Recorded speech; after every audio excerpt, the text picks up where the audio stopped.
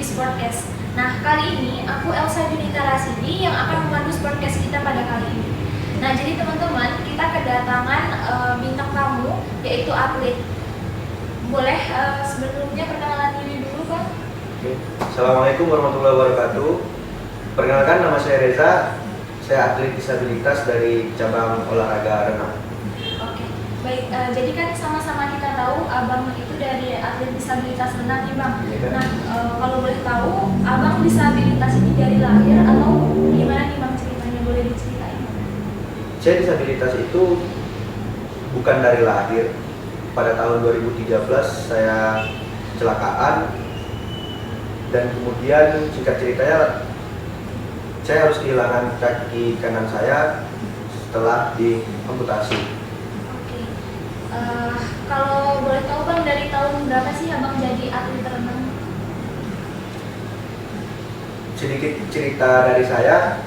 Awalnya itu saya nggak sekolah ada pendidikan khusus apa gimana. Saya sekolah di sekolah negeri yang bertempat di Rumbai. Pada saat itu saya berpikiran untuk ingin masuk ke salah satu sekolah kedinasan, bisa saja kita sebut atau kita ketahui, yaitu STAN. Tapi ketika saya melihat salah satu syarat masuknya itu ialah harus memiliki fisik yang sehat, jasmani dan rohani. Sementara kalau dikatakan sehat, disabilitas itu juga sehat, tapi memiliki kekurangan di beberapa bagian fisiknya. Akhirnya pada saat itu saya berpikir kalau saya ingin merubah persyaratannya itu tidak bisa, karena itu bukan wewenang dari saya. Makanya akhirnya saya harus memilih jalan yang lain. Hal apa yang bisa untuk mendukung dari potensi akademik saya, terutama di bidang sekolah formal. Akhirnya saya ingat pada tahun 2012 lalu Riau ini menjadi tuan rumah dari PON dan juga Peparnas. Pada saat pembukaan Peparnas itu kondisi saya belum menjadi disabilitas. Pada saat itu saya juga hadir dalam pembukaan acara itu dan mendapat banyak ilmu di sana. Bahwasanya disabilitas itu bukan hanya orang yang di jalan meminta-minta atau mengemis atau hanya sekedar mengamen, tapi juga bisa berprestasi.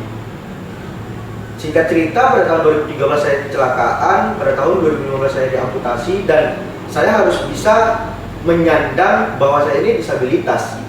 Setelah saya SMA, saya ingin melanjutkan pendidikan ke STAN, tapi tahu-tahunya nggak bisa kan, karena udah kondisi fisik saya. Akhirnya saya datangi pulang sekolah, saya datang ke stadion, melihat teman-teman yang lain latihan, terus kemudian saya temuin salah seorang pelatih. Akhirnya di sana saya bilang, "Pak, ada nggak Pak atlet disabilitas? Dan kalaupun ada, gimana cara masuknya?" Gitu kan. Akhirnya saya diterima untuk latihan di sana. Awalnya saya ditolak peluru dulu, terus kemudian setelah itu mereka katakan kalau kamu ditolak peluru ada beberapa hal yang mungkin sulit untuk kamu capai. Akhirnya saya dipindahkan ke angkat berat. Nah, saya diangkat berat dulu, terus kemudian setelah diangkat berat baru saya pindah ke renang. Jadi perjalanan saya menjadi atlet itu saya tidak langsung ke atlet renang. Jadi sebelum insiden ini Abang udah jadi atlet atau belum? Belum Kak, karena kan sama-sama kita ketahui atlet disabilitas ini dia harus memiliki disabilitas atau kekurangan diri sehingga dia bisa menjadi disabilitas. Dan basic saya sebenarnya bukan juga di atlet, tapi setelah saya disabilitas dan ingin mencari prestasi yang bisa menunjang akademi saya, makanya saya memilih untuk masuk di atlet Paralimpik ini. Jadi sama-sama kita tahu nih Bang, apa sih yang bikin Abang tuh tertarik gitu di cabur olahraga ini? Kalau kita di atlet disabilitas ini lebih ke peluang ya Kak, karena sedikit ada perbedaan di atlet normal.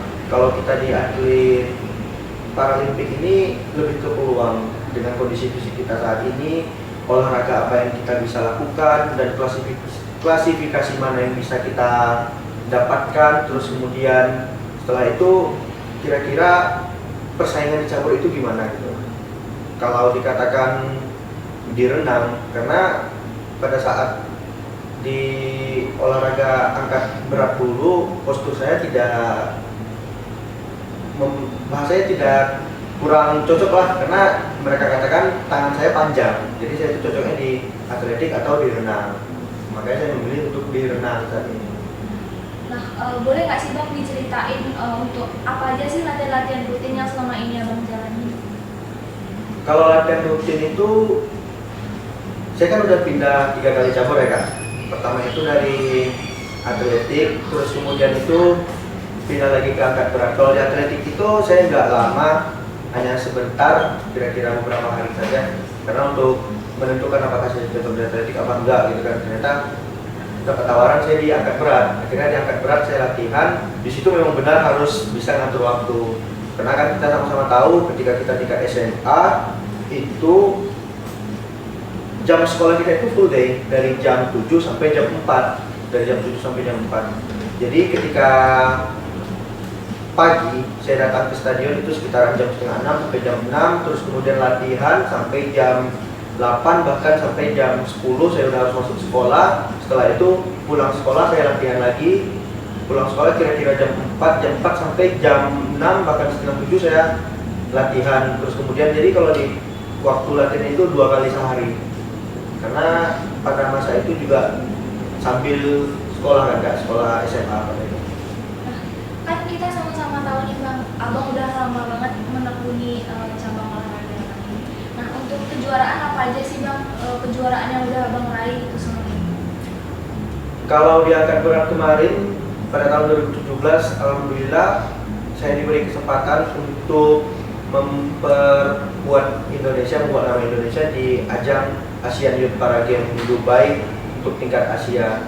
Tapi pada saat itu saya belum bisa memberikan prestasi maksimal, tapi saya sudah berusaha untuk memaksimalkan diri saya, dan pada saat itu saya mendapat peringkat 4, belum memegang medali pada saat itu.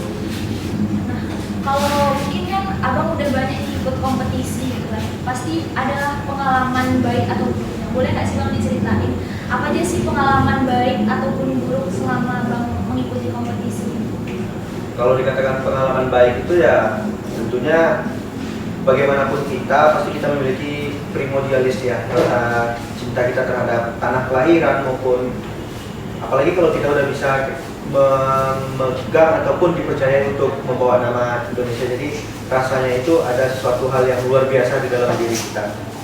Tapi kalau hal yang buruk itu pastinya ketika kita kalah, sementara teman-teman ataupun saingan kita naik podium, itu bagi saya sangat pengalaman buruk.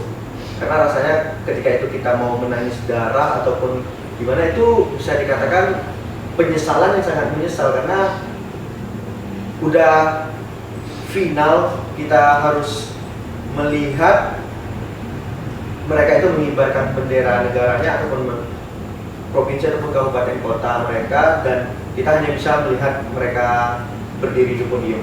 Jadi rasanya itu sangat terpukul gitu. Nah, kalau apa sih harapan Abang sendiri gitu untuk cabang olahraga yang udah pernah Abang tekuni atau yang Abang tekuni sekarang? Kalau sekarang kan saya udah nggak diangkat berat lagi nih di renang. Harapannya ya semoga lebih banyak sih venue-venue yang bisa untuk latihan dan lebih dijaga fasilitas kita bersama, supaya kita pun semangat dalam latihan, terus kemudian juga lebih termotivasi dan lebih menambahkan semangat kita untuk latihan lagi, supaya kita bisa memberikan hasil terbaik untuk daerah kita.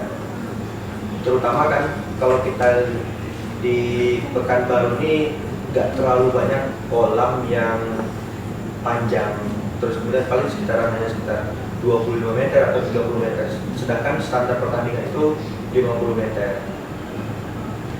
Terus apa sih Bang yang memotivasi Abang itu sehingga Abang bisa jadi saat sekarang ini menjadi atlet? Ya, seperti yang saya ceritakan tadi, saya kehilangan satu kaki saya, lalu kita berpikir, apakah hanya kehilangan satu kaki harus mematikan semua organ-organ lain? Dan saya ingin membuktikan hal itu. Hanya karena kehilangan satu kaki, kita tidak boleh mematikan organ-organ tubuh yang lain supaya kita bisa memberikan hal yang lebih baik itu untuk diri sendiri, keluarga maupun bangsa dan negara. Baik, terakhir nih Bang, bisa nggak Abang kasih motivasi gitu untuk mungkin ada penonton di rumah mungkin yang disabilitas untuk biar lebih gimana ke depannya? Oke, saya juga seorang disabilitas. Ketika kita memiliki kekurangan maupun kehilangan beberapa fisik, bagian dari fisik kita, jangan kita hanya sekedar mengharap belas kasihan orang, tetapi kita tunjukkan bahwasanya di setiap kekurangan kita itu pasti banyak kelebihan, bukan hanya satu. Dan kita ini juga makhluk ciptaan Tuhan, bahwa kita ini di mata kita memang kita kekurangan, tapi di mata Tuhan, di mata Allah Subhanahu wa taala, bahwasanya kita inilah ciptaan sempurna. Tidak mungkin dia menciptakan ciptaan dia itu buruk. Mungkin di mata manusia kita buruk, tetapi kita buktikan bahwa setiap kekurangan kita itu menjadi suatu hal yang bisa membanggakan ataupun menjadi prestasi bagi kita. Oke baik, sebelumnya terima kasih banyak Bang atas kesempatan waktunya karena Abang telah membersamai podcast kita pada kali ini. Semoga harapan Abang dan cita-cita Abang ke depannya terkabulkan dan Abang lebih berhasil lagi ke depannya. Oke, sekali lagi terima kasih banyak ya Bang telah meluangkan waktunya. Baik teman-teman semua, saya Elsa Junita Rasidi sebagai MC kali ini mohon pamit undur diri dan mohon maaf apabila ada kesalahan. Jangan lupa untuk tetap patuhi protokol kesehatan. Wassalamualaikum warahmatullahi wabarakatuh.